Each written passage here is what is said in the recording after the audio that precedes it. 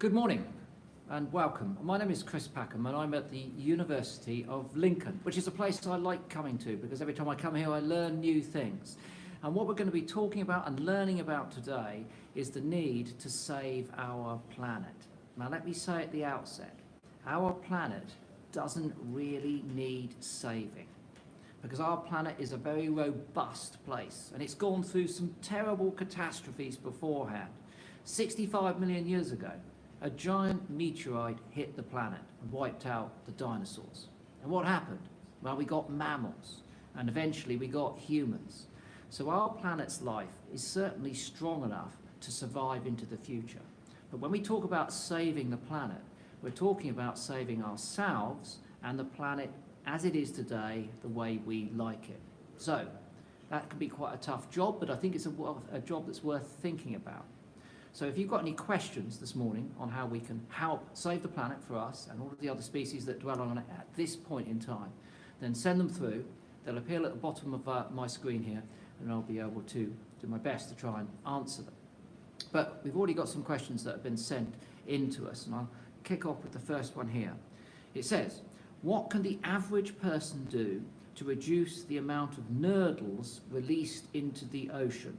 And this is from Emily, who's 14 years old, Key Stage 4 at Lincoln UTC. Well, Emily, the first thing to ask, of course, is what is a nurdle? Not everyone will know what a nurdle is. A nurdle is a small sphere of plastic, and they can be about that big, ½ centimetre, all the way down to about 2 or 3 millimetres in diameter. Sometimes they're white, in fact they are normally white, but other times they can be blue and green and red, depending on which colour plastic they're going to be used to form. These are like plastic beads, and they are transported around the world in vast quantities, and they're then used by plastic manufacturers to make plastic goods like bottles and trays and pens and all the other plastics that we depend on. The problem is that sometimes they're spilled into the environment, and you're most likely to find them if you're walking on a beach. So if you get down on your hands and knees on a sandy or shingly beach and you scrape through the substrate there, the soil, very often you'll find these little plastic beads. Now the problem with them is that they're small enough to be eaten by marine animals. So when they're floating in the sea, things like fish or other organisms might eat them because they're fascinated by what they are. And then they'll become part of that fish. And if a bigger fish eats it, they become part of the bigger fish. And if a dolphin or whale eats the bigger fish, they become part of the dolphin or whale. Or perhaps it's not a dolphin or whale that eats them, perhaps it's you who goes down a fish and chip shop and eats some of that fish. And as a consequence, you're eating some of those plastic pollutants. And it's not just nurdles. When plastic goes into the ocean, very often it breaks up into what we call microplastics. And these pieces of plastic are much, much smaller. You won't find them. You could only find them if you had a magnifying glass or a microscope. So these can be eaten by much smaller organisms that live in the ocean. Now there are things called plankton. You might have heard of plankton. Plankton are essentially animals that can't swim strong enough to avoid being pushed around by the sea's currents. So you can get plant plankton or you can get animal plankton. And the animal plankton very often eats these microplastics. And again, it's eaten by bigger plankton, that's eaten by fish, that's eaten by birds, that's eaten by whales. And all of these things get passed on what we call the food chain. And they accumulate in the bodies of these animals that are eating all of the others. And very sadly, what we've seen recently is that scientists have examined dead whales that they found on the beach. And they found that their bodies are full of plastic. Not just their stomach where they've eaten it directly, but all of the tissue in their body has pollutants from this source as well. What can we do about reducing them? Well, basically, what we need to do is, hold on, it's frozen. Apple ID verification. Sorry, I had a brief interruption there. What we need to do in order to deal with these is to consume less plastic in the first place. And we could all do that. And there are many ways that you can do that. You can choose not to buy things which are wrapped in plastic. That's the first thing. Or you can do what I've started to do, which is buy things which are wrapped in plastic. But when I get to the checkout, I take the plastic off and I leave it with the person who's taking my money at the till. And I very politely say to them, what I've bought from you doesn't really need to be wrapped in plastic. So you keep the plastic, I'll just take the apples or the oranges or lemons that I've bought. Because I say to them, what I can do is I can just put these directly in my bag. I don't need your plastic packaging. And this is a way of politely sending out a message that we don't need so much plastic. And then you might be having plastic drinking bottles. Well, why not just have one and fill it up with water and then fill it up with water again, fill it up with water again and again and again. You don't have to keep buying new ones. Thinking about how you dispose of your plastic. If you have to use it, which we all do, there's no doubt about that, then you can make sure that your plastic is recycled. And there are opportunities to do that. So in your school, in your workplace, in your home, you should have general rubbish bins, you should have recycling bins, and maybe even a bin for glass as well. So by recycling these things, we can reduce our usage. And that's one of the phrases that we're using when we're thinking about monitoring plastic use. Reduce, recycle, or reuse. And then we should eventually have less of these nurdles, these little pieces of plastic floating around in the ocean, getting washed up on our beach. So there we are, Emily. I hope that's answered your question. The next question I've got here is, how can I help hedgehogs stay alive when our roads are so busy? And this is Jimmy from the Woodpeckers, age 7. Now, hedgehogs are a species of mammal that live in the UK that everyone likes. I think they like them because of characters like Mrs. Tiggywinkle, Beatrix Potter characters. They are an insectivorous mammal that are covered with spines to protect them. So if you go to pick up a hedgehog, it's a prickly affair, and they will roll into a ball to protect themselves. So other animals can't get at those exposed parts of the body which don't have spines, like their face and their legs and their belly. So when a hedgehog rolls into a ball, it thinks it's safe. Trouble is, if it's crossing a road and it's suddenly startled by car headlights, it will then feel threatened and roll into a ball straight away without running to the side of the road. So as a consequence of this, very sadly, hedgehogs do get run over rather a lot. In fact, when I say rather a lot, that's an understatement. Because since 1950, the hedgehog population in the UK has declined by 97%. Now that's just 3% short of them becoming extinct. And when I was young, I'm 57 years old, I'm old now, when I was young, on the way to school in the morning, we'd sometimes find hedgehogs. I'd see them in my garden. If I went out at night when I was getting back from my paper round, I'd see hedgehogs running about. House that I've lived in for the last 12 years, in the country, not seen a single hedgehog. So they need our help. So to answer this question, how can we stop them going into the road and getting run over? Well, if they're living with you in amongst your houses, one thing that's happened is that when houses are built, the fences between them go right the way down to the ground. And the hedgehogs therefore can't get from your garden to your neighbour's garden, to the next garden, to the next garden, where they need to go to find all of their food. So there's a scheme called Hedgehog Street. And Hedgehog Street is about cutting small holes, generally about this high, about 12, 14 centimetres high, by about 15 centimetres wide, in either of the fences on either side of your garden, and then getting your neighbours to do the same.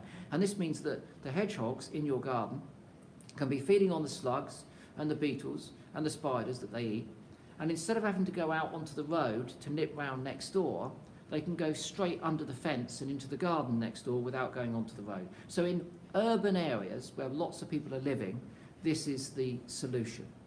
In other parts of Europe where hedgehogs are endangered, and not just hedgehogs but things like otters and badgers too, where they've noticed that there are particular places where they're getting run over a lot on the roads, then they've made underpasses, literally little tunnels for these animals to go under the road. Last week I was out in Hampshire, in the south of England, because they built a toad tunnel. And at this time of year, large numbers of toads emerge from hibernation and they make a journey back to the pond where they were hatched as tadpoles. And they go back there and they do it at night, and they have to cross roads, and very frequently huge numbers of them get squashed. Not very pleasant at all. So in this one particular spot, because they built some houses between where the toads hibernated in the woods and their pond, they'd built an underpass, and all of the toads were going under the road, which is a top scheme. So there are a number of ways that we can help wildlife when it comes to crossing roads. But certainly if you've got hedgehogs and they're in your garden, you want to make sure they can get into your neighbour's garden, and then you want to go and knock on your neighbour's door and ask them to do the same. That's one thing you can do. Next question. Can we support the owl population in Lincolnshire at our school, and is there a type of owl more in need of help? And this is from Mariah, again from the woodpeckers. Yes, you can always help owls. Owls, just like us, basically need two things, really. They need food, and then they need shelter. They also need to find a mate too, to make sure there are more owls in the future. So let's think about the food first of all. Most of the owl species that we have in the UK, and we've got 5 of them, feed on small mammals, things like mice and voles and shrews. Some of them take turn, occasionally other things, but they like those small mammals. And those small mammals like to live in hedgerows, and they like to live in areas of rough grassland. So perhaps at your school, if you've got some playing fields and it's all just boring, flat, green grass, you could ask the grounds people if they could leave a strip of it around the edge where it's allowed to grow long, and it's much thicker. And you could maybe even plant some trees there and some stuff like brambles, which lots of small mammals like because it provides them from protection from other animals, and it also grows blackberries, which they like to eat at certain times of year. So that's a way you could encourage small mammals, and then owls would then come to eat them. So that's the food. What about the housing? Well, one good thing about several of our owl species in the UK is that they like to nest in hollow trees or buildings. And therefore you can put up nest boxes. So just like you might put up a nest box for blue tits or great tits, you can put up a different shape and size one for owls to nest in. And if you've got a big tree in your school grounds or in your garden or somewhere that you've got access to, you can put up a tawny owl box or a barn owl box or a little owl box. And each one of these boxes is designed differently to cater for that type of owl. And you can find out the details of these by looking on the internet. If you type in barn owl box, it will show you some photographs and you'll find a design. And you might be able to get someone at the school, one of the teachers maybe, or your parents to make one. I mean, and they are easy to make. I've made them myself, and I'm not a carpenter. In fact, I'm not terribly good at DIY, but I can make an owl box. In fact, I made an owl box, and I put it up on my house, and in the second year, some barn owls came and nested in it. I didn't know they were there. They were nesting in a tree, and they came to nest in my box. So that's little owls, barn owls, and tawny owls. There's another type of owl called the long-eared owl. They don't go in boxes. They like to nest in old birds' nests. So in some places, people put up, you know those metal frames that people use to hang baskets of flowers in outside their houses and pubs and things like that? Well, they put those up in the trees, and they put some twigs in them, and the basket holds the twigs together, and the long-eared owls nest in those. So even in those situations, you can help the owls. Do they need help? Yes, they do. We think our tawny owl population, these are the ones that go twit-twoo, particularly in the winter time, they're our commonest owls, and we think there are about 40,000 pairs of those in the UK, and they're okay, they're hanging on. Our barn owls, well, they're doing okay, they're declining a little bit, and they love boxes if you put them up. If you put a box up in an old building or a tree in the countryside or in a barn, 50% of the UK's barn owls are now nesting in boxes that people like farmers or conservationists or school children have put up for them to nest in. And little owls pretty much the same, so they will nest in those things too. So you can definitely help by making sure they've got food, and then also making sure that they've got some somewhere to nest. And then of course if they've got a nest box, then they can find a mate and they can breed in it, and you get more owls. That's the third thing that they require. Okay, got another question here.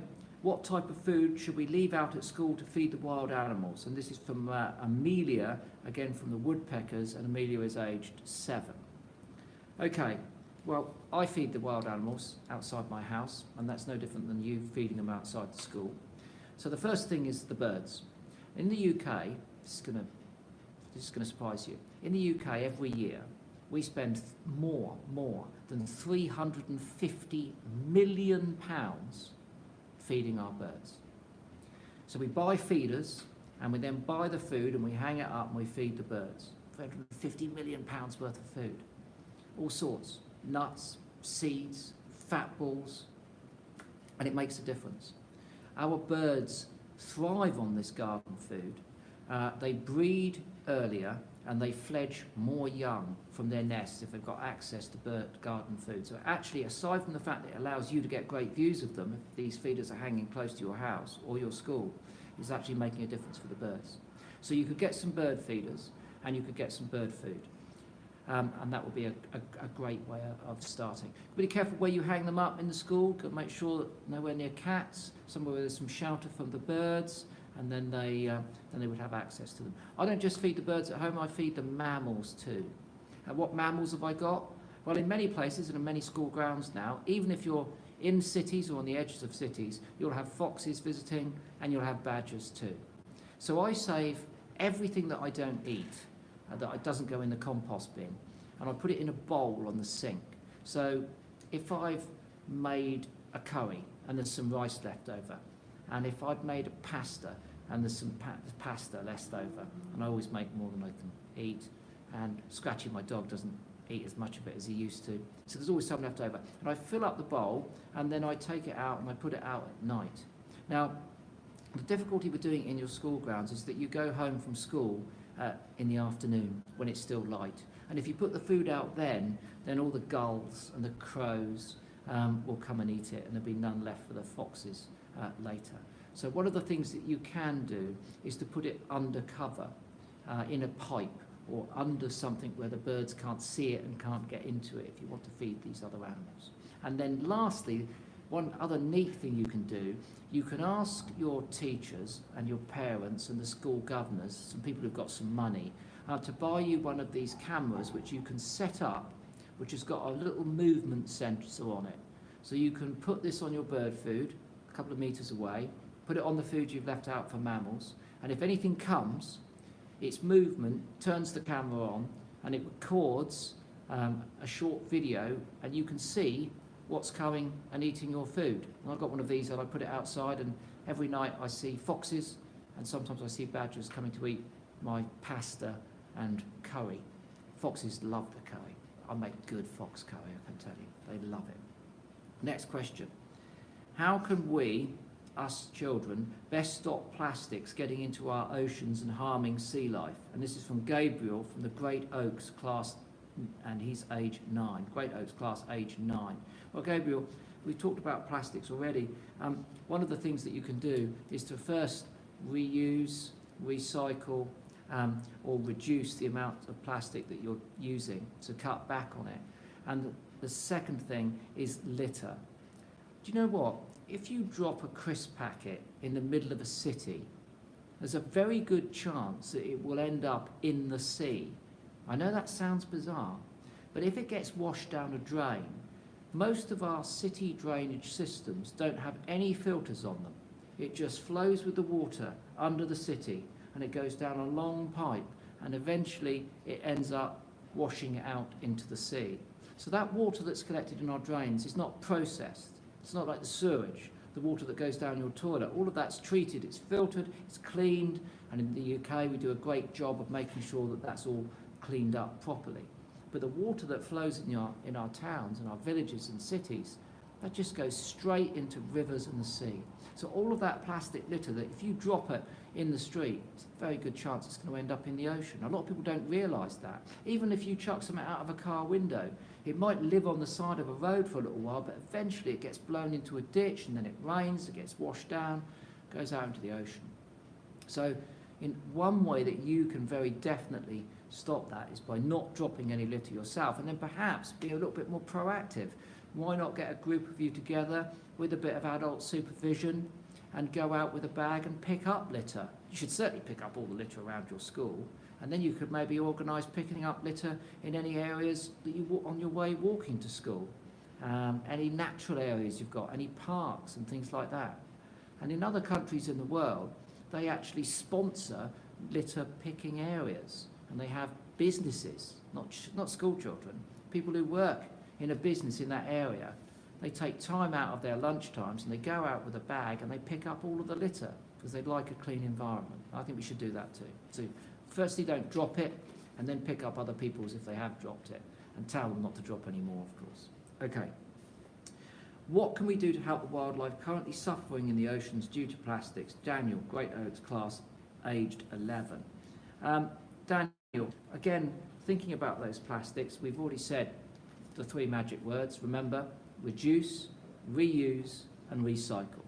So we should all be doing all of that as much as we can in the UK, and checking as well that when we do recycle our plastic, that it is properly recycled, because sometimes they're cheating us. They're not recycling it. We put it in the bin, it gets taken away, but they don't actually recycle it. We're just finding this out. Yeah, they're actually putting it into landfill. Worse than that, sometimes they're selling our plastic overseas. So people are putting it on boats. This is how mad the world is. They put it on boats and they ship it to the other side of the world, and then they dump it. Our plastic. It's mad, isn't it? So that's the first thing we can do. But I think the main thing is to think about your own plastic use. You know, open up your school bag, go through your pockets, go home and go through your bedroom, pull out all the drawers, look at all of your toys and everything else that you use in your life, and think and look at the amount of plastic there is there, and think, is there a way that I can, you know, not use plastic? Is there something else I can use instead, which even if it does end up in the ocean by accident, is not going to harm the wildlife there? And I think when you start looking, you'll find lots of things that you can change, not necessarily straight away. I mean, if it's not worn out, I wouldn't chuck it away. I would wait for it to, you know, use its life, and then I would find an alternative. And that effectively is what we call progress. It's about understanding a problem, thinking about that problem, coming up with a solution, and then making the solution work. And for me, that just sums up progress. And we need to make progress if we're going to look after those oceans. And I should just put in a plug here, because at the end of the month, March, I'm going with Liz Bonin and Steve Backshaw. You know Steve Backshaw, Deadly This, Deadly the Other. And we are making 4 live programs called Blue Planet Live. And we're looking at the ocean's wildlife. I'm going to Mexico. Steve's going to be looking at sharks. Liz is going to be looking at turtles and birds and coral fish. And we're going to be looking at the impact that we have on them. And plastics is going to be a big part of it. And there's also another program called Blue Planet UK, and that's going to be looking at wildlife in our oceans around the UK, and again at the threats that things like oil pollution, dumping plastic waste, plastic getting washed into the oceans is having. So try and catch those programs at the end of the month, and you might learn a little bit more about the threats that we are, you know, creating by abusing plastic. I mean, plastic's not bad stuff, you know, it's just what we do with it is well. We're dependent upon plastic. We couldn't not use plastic at this point in our history, but it's the way that we use it has got to be a lot more responsible. Okay, what schemes are there already that children can get involved in? And this is Tianette from Great Oaks class, and Tianette is age 10. Well, there are lots of schemes, Tianette, to make a difference. We've talked about plastics, and we've talked about picking up litter. We talk about reuse, recycle, and reduce. So these are all schemes, really. But also, I think that the main thing that you can do is to be aware of what's around you, your environment. When we talk about the environment, I think a lot of people think, oh, the environment, that's tropical rainforest, or that's the Antarctic ice shelves, or, you know, it's another part of the world. But it isn't. We've all got an environment.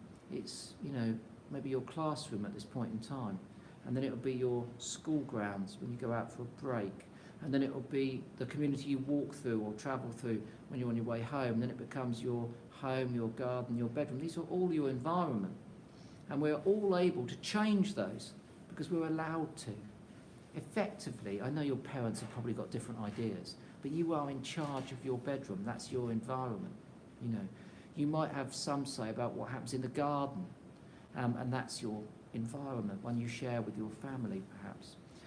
So you can think about what lives there and think about how to make it a better place for those creatures that do, or change it so that more things can live there. So wildlife gardening, if you're lucky enough to have a garden, then that can be one way that you can think about changing that environment. Let a little bit go wild. Plant an apple tree, plant a fruit tree. Loads of animals love fruit trees. Feed the animals. Cut holes in the fences for the hedgehogs, like we've already said. Feed the birds. These are all ways which you're changing the environment in a positive way. And those are things that you can do, and no one can tell you not to. You're in charge. And when you're in charge, that's the best time to make a positive difference, because you don't have to wait for someone else to do it. You can do it. And doing things for yourself is also really satisfying. You know, if you put a bird feeder up, and then within a few weeks you get lots of birds on it, you get great views of them, you can think, one, I'm getting a great view of those birds, and I've never seen them so well before, and two, I'm providing them with food, making them happy, and come the springtime they're going to be so much happier, they're going to produce more young. And then you can support other people's schemes. So if you're into wildlife, you can join some of the what we call the non-government organisations, charities, like the RSPB, the Wildlife Trust, or if you've got a more focused interest, you know, maybe you're massively into frogs, you could join amphibian and reptile conservation. And whatever you do, you should be looking on their websites and learning more about these creatures and what they require to continue to thrive. So that would be a thing to do. So there are lots of schemes, but I think the best schemes are the ones that you come up with yourself. And maybe you can come up with some schemes in your classroom. You know, maybe you can get together and have a discussion about the environment and come up with some schemes. Maybe you could make sure that when you leave the classroom, you turn the lights out, make sure none of the taps are running, and that you've got recycling bins in each classroom so that no paper goes into landfill. Loads of things you can do. And you can get your teachers to get involved in these as well, because they might need to get a bin in the classroom and put a sign up saying, remember to turn out the lights. Because each of these things sounds like only one little thing, but if you imagine if every class in your school did that, and if every class in every school in Lincoln did that, and then in Lincolnshire, and then, you know, in the East Midlands, and then across the UK, see what I mean? One little difference becomes an increasingly big difference, and in the end it's a big enough difference to make a difference. So playing your own small part is really, really important. Now, just to wrap up, thank you for listening. A couple of other things that I should draw your attention to. The first is open days at the University of Lincoln. I used to go to the local university when I was young, way too young to think about actually going to university, but I would go there to see and learn about people learning, and I loved it. I wish that the open days would have been every weekend of the year, because I used to go into the labs where they had captive animals. I remember seeing massive crabs and snakes and other things they had there. I loved it. It made me feel like I wanted to go to university. So when the open days were on here at the University of Lincoln, whether you were into wildlife or physics or maths or language or art or media, there's bound to be something interesting. So I would try and come along to one of those. It's a good place to come, and people would be very pleased to see you. So look on the websites, find out when those open days are, try and come along. And then lastly, this evening, I'm going to be giving a talk about saving the planet. So I'll be covering some of the issues we've talked about now, but also some other issues too. And you can watch this on the University of Lincoln's Facebook page. You can find that very easily, obviously, if you put that into a search engine, and that will be later on this afternoon, and you can watch it live. Okay, so that's all I've got to say, except for one last thing. The world is yours.